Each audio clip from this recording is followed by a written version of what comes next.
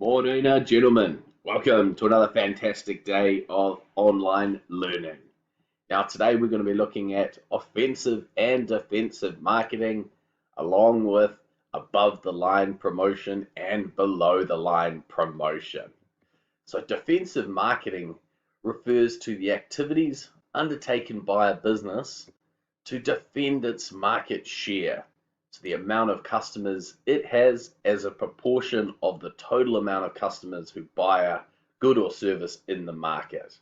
So defending a market share means we're not leaking customers to the competition. So they defend the brand of a business or respond to any claims made by competitors or other stakeholders about its products. So a good example here, guys, is what's happened to McDonald's subsequent to the Super Size Me documentary that came out in the early 2000s. The documentary came out and it talked about how unhealthy McDonald's food was for you, particularly if you eat it every day, I believe, for 2 months. And there were some quite horrible effects for the documentary maker there. McDonald's, on receiving this criticism from this individual and also the people who watched this video and saw how unhealthy McDonald's was if you eat it every day for a couple of months, McDonald's launched a whole defensive marketing campaign. They used a strategy of actually highlighting a whole lot of healthy items on their menu, as well as bringing in some new healthy items on their menu. So it's simply a new choice for your McCombo ad up here. So they brought in a salad to replace those French fries. Companies can be unsuccessful with their defensive marketing strategies. One in particular is Blockbuster. So some of you guys may remember Blockbuster. Blockbuster was a huge video retail store chain that was incredibly popular in my youth growing up. But when Netflix came out, which is obviously an online streaming service, so people didn't need to go down to the video store. They could use different technology to watch films or TV shows. Blockbuster themselves had to come out and try and defend their market share. And they did so by establishing a new online streaming service to rival Netflix. Also, a whole lot of campaigns really trying to encourage consumers to stay with the trusted and loved Blockbuster brand, but unfortunately they were unsuccessful. So some strategies which are defensive can be successful. So I think McDonald's, you could say, still remains the institution that does, and it has been able to convince some healthy eaters to come on board, and they remain a powerhouse. But Blockbusters have been unsuccessful with their defensive strategies. Offensive marketing strategies, well, these are ones where the business goes on the front foot themselves. They're out there aggressively trying to push their business's strengths, their unique selling points, and comparing themselves favorably to the competition. And it can be done so by highlighting competitors' weaknesses. So an example of this is Kiwibank. So Kiwibank is one of New Zealand's establishing and large banks. Certainly not a heavy hitter in the industry compared to the likes of ANZ and Westpac, but it's growing in its market share, and Kiwis do like it because Kiwibank has aggressively marketed itself as a New Zealand-owned bank compared to the ANZ, Westpac, ASB and BNZ, who are Australian-owned banks. Kiwibank has been able to market itself and grow its market share by saying, hey, we're Kiwi-owned. Come and support us. Keep the profits within our country, unlike our competitors. So that's an example of offensive marketing. And Kiwibank has been successful to an extent by establishing itself in the market and its unique selling point of being Kiwi owned. Businesses should be cautious though when they use offensive marketing as it can antagonize the competition. And if that competition is market leading, i.e., it has the largest market share, has the most customers, it's probably the most profitable, has the biggest balance sheet, has a good product.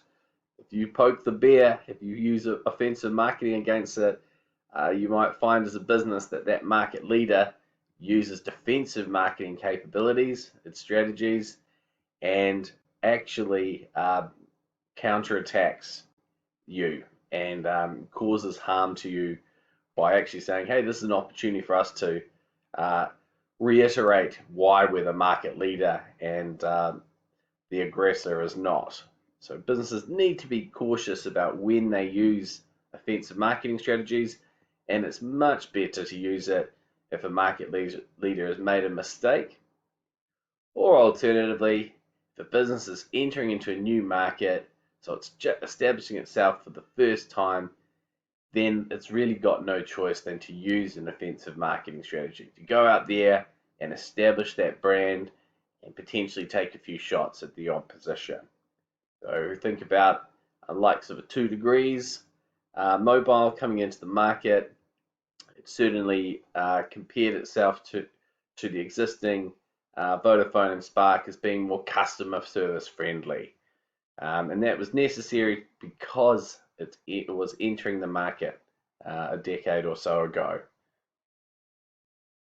So an activity you will be doing today is having a look at 12B on page 21 of the workbook. And you'll see we've got another example of a bit of offensive marketing there. Wendy's having a crack at McDonald's. Alrighty, above the line promotion. So this is a term to describe marketing. It's generally untargeted, it's widespread, and it seeks to promote the brand of the business and product awareness. And this is done through reaching out to a large audience. So mass media is often used for above line promotion because it reaches as many consumers as possible. So TV, radio, billboards, newspaper ads, and sponsoring sports teams. AIG there on the All Blacks jersey. This is all above the line promotion. So it's not entirely targeted because it's reaching such a large audience, and this reflects in the cost of using above line promotion because mass media is expensive. Designing ads so the imagery and narratives that are attracted to a wide audience often are more expensive to do and require careful consideration. So that adds to the cost of above the line promotion. It's also a bit more difficult to assess the cost effectiveness of above line promotion. Now remember, cost effectiveness refers to the benefits that a firm gets from its marketing versus the costs of the marketing activity. So it's a bit more difficult because these ads are so untargeted and so widely spread that it's a bit more hard to identify the exact sales increases related to it. Below the line promotion. Well, this refers to more targeted marketing that's limited to fewer individuals. So through a smaller audience, a business is able to create direct relationships with these potential customers, as opposed to above the line promotion, which is a more untargeted general brand awareness where most consumers get a taste of that above the line promotion because it's in their face, it's on TV or the ads. Below the line is much more targeted. So this can be through direct mail campaigns, getting something in the mail from a business, trade shows. So if you're at Big Boys Toys and you're checking out some fishing rods there, you might find yourself subject to some below the line promotion from one of the salespeople there. Sponsoring events, absolutely. Businesses love to have their brand associated with certain events. They love to help their communities out, and that can be a way of promoting their business just a bit more subtly and it's highly targeted to those individuals who are part of the event. Money off coupons, absolutely. So if you've been a customer of a business and then you find yourself receiving an email from them with a 20% off sale coupon, that's certainly below the line promotion. Not everyone's getting that coupon. It's highly targeted, and it's why we call it below the line. Point of sale displays, absolutely. So think about going into supermarket. You might be confronted by an individual who's looking to sell you some fine cheeses or delicious foods or drinks. That's certainly below the line promotion. It's very much targeted to those people who are in the store at the time. And also targeted search engine marketing. Yes, we've probably all realized that when we're browsing on the media, on the internet, the media and marketing that we're confronted with is often tailored to our search preferences, how we use the internet. So businesses have got smarter and they've leveraged off what the internet tells us about how people engage with the world.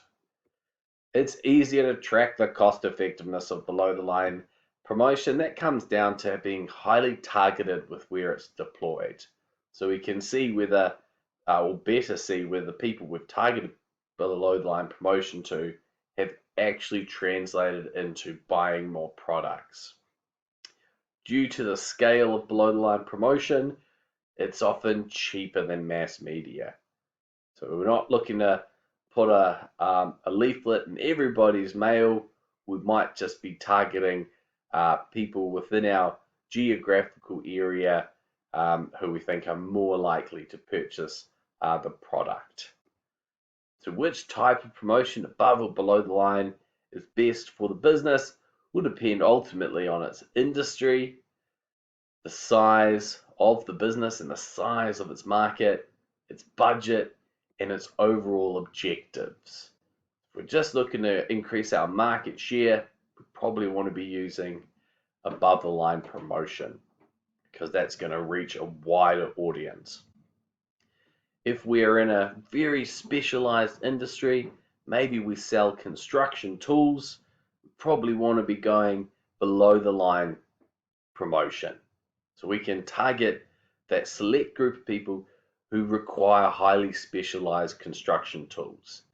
We'd be wasting our financial resources to try and target millions of people with complex specialized tools. Generally though, a business will benefit from using a combination of both types. We're just saying generally here. So we've got the above the line promotion, which is going to help develop that general brand awareness, which is hopefully going to draw in a few of our competitors' customers, maybe make some people consume the product who've never thought about consuming the product before. Versus the below the line component, which we should also be using in our combination, which helps establish those direct relationships with customers, which hopefully are going to translate through some stronger sales and protect them from the competition. Alrighty, so our second activity slide for today, and we're getting into the rest there of task 12, so as to complete D to H on page 22 of the workbook.